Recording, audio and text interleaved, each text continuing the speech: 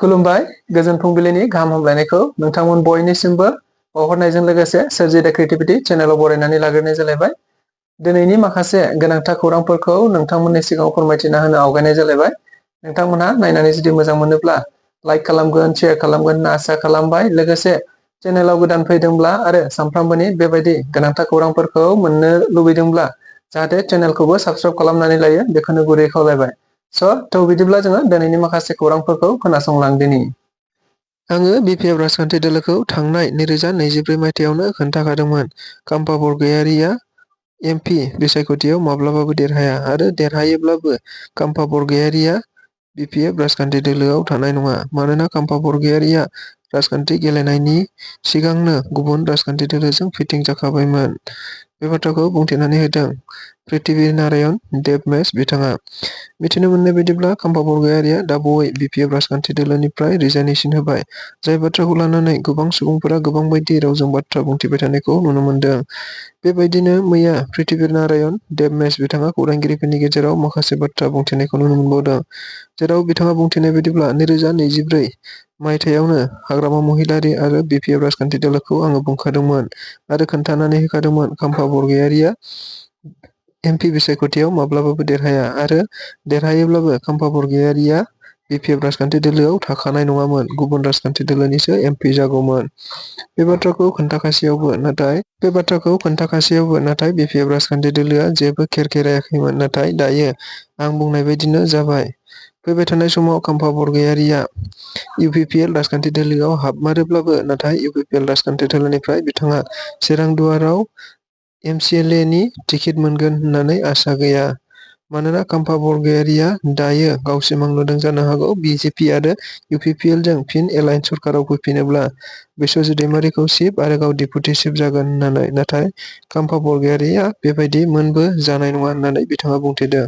बेनिखायनो बिथाङा बुंथिबावदों दि थारैनो बिपिएफ राजखान्थि दोलोआ दायो गोख्रों जानायनि सम जाबाय आरो बेरेखा दोलोनि मोनसे गोख्रों बिफाव लानायनि सम जाबाय होननानै बिथाङा खौरांगिरिफोरनि गेजेरजों रोखायै बुंथिदों। इउपिपिएल दोलोआव काम्पा बरगयारी बिथाङा थारैनो जयनिं जाफैमारोब्ला बिथांखौ जोबोद गाजा गोमजायैनो बरायगोन आरो बयनिबो थाखाय इउपिपिएल दोलोनि दरआ गेवनानै थाखायो। बेनिखायनो काम्पा बरगयारीआ फैयोब्ला काम्पा बरगयारीफोरखौ दोलोआव बरायनानै लानायजों लोगोसे जयैनो ज' खामानि मावलांगोन। बे बाथ्राखौ बुंथिनानै होदों बिटिआरनि सासे इएम अमर बसुमतारी अदेबानि सावरायग्रा बिथाङा। जों बयबो खौरां बिजोंफोरनि गेजेरजों नुनो मोनखाबाय दाखालि थांनाय साननैसो सिगां बिटिसिनि मोनसे समनि लेङाइ गाहाय मावफुं सोद्रोमा अदेबानि बिपिएफनि लेङाइ गाहाय आफादगिरि काम्पा बरगयारी बिथाङा दायो बिपिएफ राजखान्थि दोलोनिफ्राय गावनि बिबानखौ गथायनानै होबाय। अदेबानि बिपिएफ राजखान्थि दोलोआव दायो काम्पा बरगयारी बिथाङा गैलिया। जायखौ नोजोर बोनानैनो खौरां बिजोंफोरनि गेजेरजों गोबांथार गोसारनायखौ नुनो मोनदों जे काम्पा बरगयारी बिथाङा इउपिपिएल दोलोआव साननैसो उनावनो हाबसिगोन।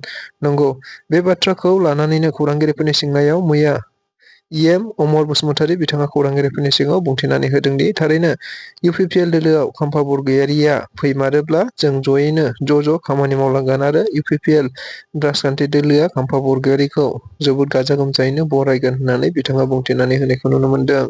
इउपिपिएल राजखान्थि दोलोआ दायो बुथ सोलो अभियाननि गेजेरजों गुबुन गुबुन बुथनि आरो गुबुन गुबुन बियाबनि सिङाव थानाय गुबुन गुबुन गामि ओनसोलफोराव थांनानै मेल मिटिं खालामबाय थानायखौ नुनो मोनगासिनो दङ।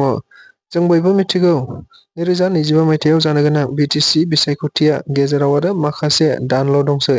जायखौ नोजोर बोनानै बिटिसि ओनसोलाव थानाय गुबुन गुबुन राजखान्थि दोलोफोरा दायो बिसायख'थि फोसावदिंनाय आरो राजखान्थियारि दोलोफोरनि राफोद खालामनायखौ नोजोर बोनानै बायदि मेल मिटिं लागासिनो दङ।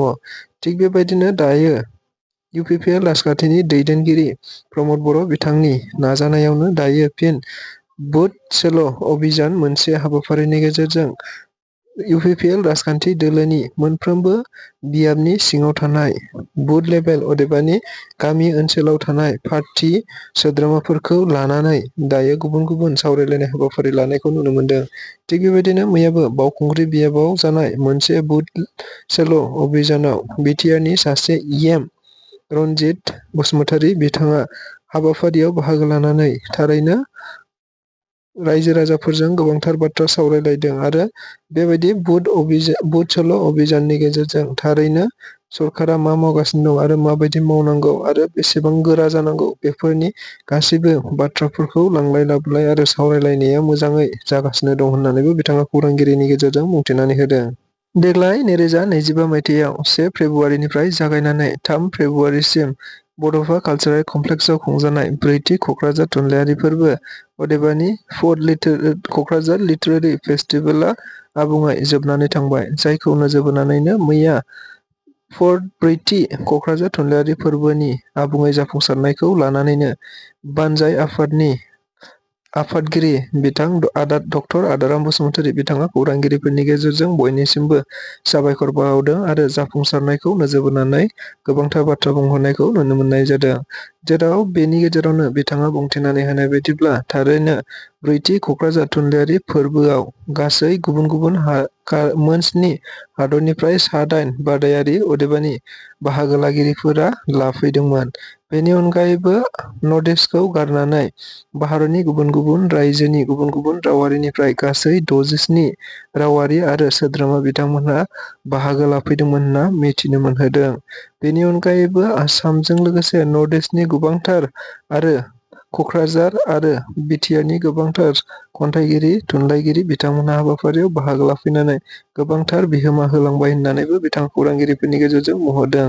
बेनिखायनो गासैबो बे हाबाफारिखौ जाफुंसारहोनायाव हेफाजाब होनाय आरो मैखोमै आबुङै जाफुंसारहोनो हानायनि थाखाय बिथाङा बयनिसिमबो रोजा रोजा साबायखर बावहरनायखौ खौरांगिरिफोरनि गेजेरजों बुंथिनानै हरदों।